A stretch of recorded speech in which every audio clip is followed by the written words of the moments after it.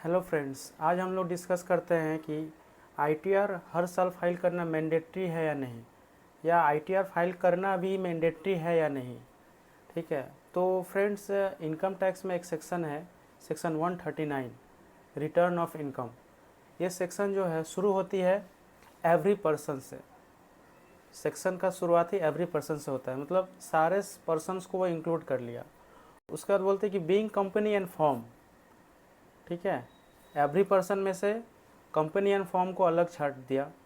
उसके बाद सेक्शन में आगे बढ़ते हैं तो वो ये आता है कि कंपनी एंड फॉर्म को छोड़ के बाकी कोई भी बाकी सारे पर्सन्स का किसी पर्टिकुलर ईयर में अगर इनकम बेसिक एग्जम्पशन लिमिट से ऊपर चला जाता है तो उनको आईटीआर फाइल करना मैंडेटरी है।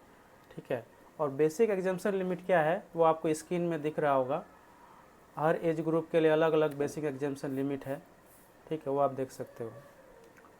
तो फ्रेंड्स, सबसे पहले तो मैं बोल दूं कि अगर आपका कंपनी है, ठीक है, तो आपका वो कंपनी लॉस हो या इनकम हो, ठीक है, आपका कंपनी में अगर लॉस हो या इनकम हो उससे कोई फ़र्क नहीं पड़ता, आपको हर साल उसका आईटीआर फाइल करना मैंडेटरी है। साथ ही साथ अगर आपका फॉर्म है, मतलब form including LLP and normal partnership, तब भी आपको उसका आईटीआर फाइल करना ज़रूरी है, भले ही आपका उसमें लॉस हो या प्रॉफिट हो।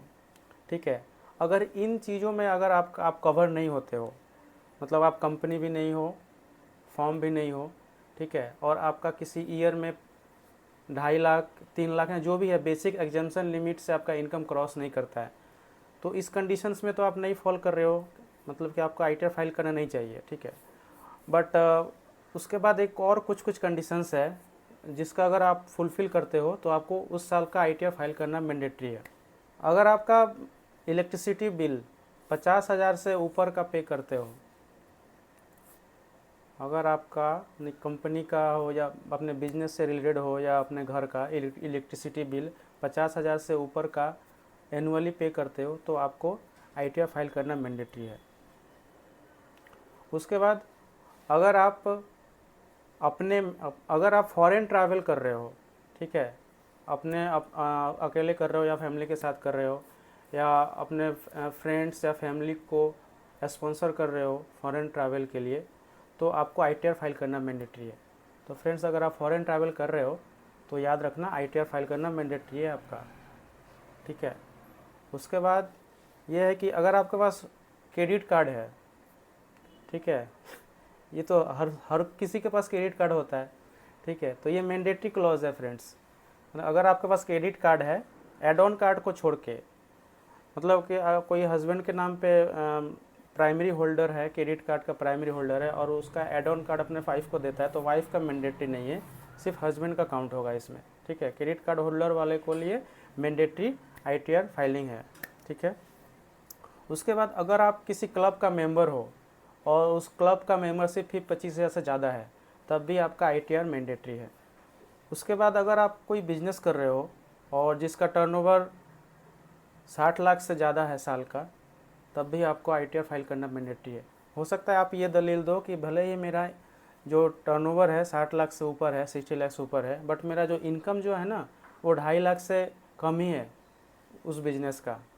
ठीक है, तो ऐसा नहीं चलेगा। ठीक है, अगर आपका टर्नओवर किसी साल में 60 लाख से ऊपर जाता है तो आपको आईटीआर फाइल करना मैंडेटरी है, भले आप इनकम हो, लॉस हो, या मतलब कितना भी आपका प्रॉफिट हो, उससे कोई फ़र्क नहीं पड़ता है। ठीक है, और अगर आप किसी प्रोफेशन में हो, मतलब सीए हो, डॉक्टर हो, इंजीनियर हो, ठीक है, और आपका एनुअल रिसीट जो है पूरे साल का 10 लाख से ऊपर है, तब भी आपको आईटीआर फाइल करना मैंडेटरी है।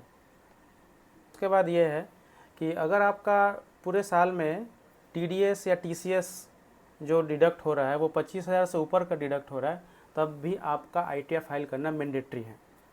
और फ्रेंड्स, एक लास्ट में ये रहता है कि अगर आपका बैंक में डिपॉजिट अमाउंट 50 लाख से अधिक है, मतलब एक बैंक में हो या सारे बैंक को मिला के 50 लाख से ऊपर का अगर आपके पास डिपॉजिट है, तो आपको आईटीआर फाइल करना मैंडेटरी है।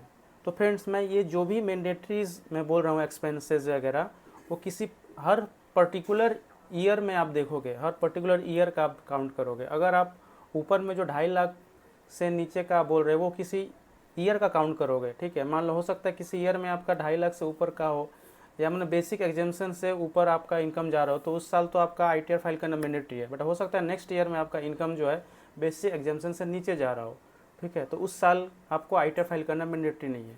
मतलब कि मान लो कि आप कोई स्टूडेंट हो, ठीक है, कोई गेम खेल रहे हो, ठीक है, या कोई शेयर मार्केट में काम कर लिया, उससे कुछ इनकम आ गया, या कैपिटल गेन आ गया, तो हो सकता है कि किसी साल में आपका इनकम जो है बेसिक एग्जामेशन लिमिट से ऊपर हो जाए। बेसिकली जैसे कि पेंशनर है, ठीक है, कैपिटल गेन होता है उनको, ठीक है, तो उनका बिजनेस तो चलता नहीं है। तो ऐसे केसेस में आपको हर साल का, आपको हर ईयर का में इंडिविजुअली चेक करना है कि आप कवर हो रहे हो नहीं हो रहे हो। तो ये तो हो गई आपकी लॉ वाली बात, ठीक है, ये बोलता है लॉ। बट हम क्या बोलते हैं, हम लोग क्या आपको एडवाइस करेंगे। इनकम टैक्स में इनकम के सोर्सेज जो हैं 5 सोर्सेज बताए गए हैं। सबसे पहला है सैलरी इनकम, दूसरा इनकम है रेंट फ्रॉम हाउस प्रॉपर्टी, जो आप रेंट पे देते हो मकान, ठीक है। उसके बाद है कैपिटल गेन, मतलब कोई ज़मीन प्रॉपर्टी सेल परचेज कर रहे हो, या आप लॉन्ग टर्म शेयर्स में जो प्रॉफिट हो रहा है वो कैपिटल गेन में आता है, ठीक है।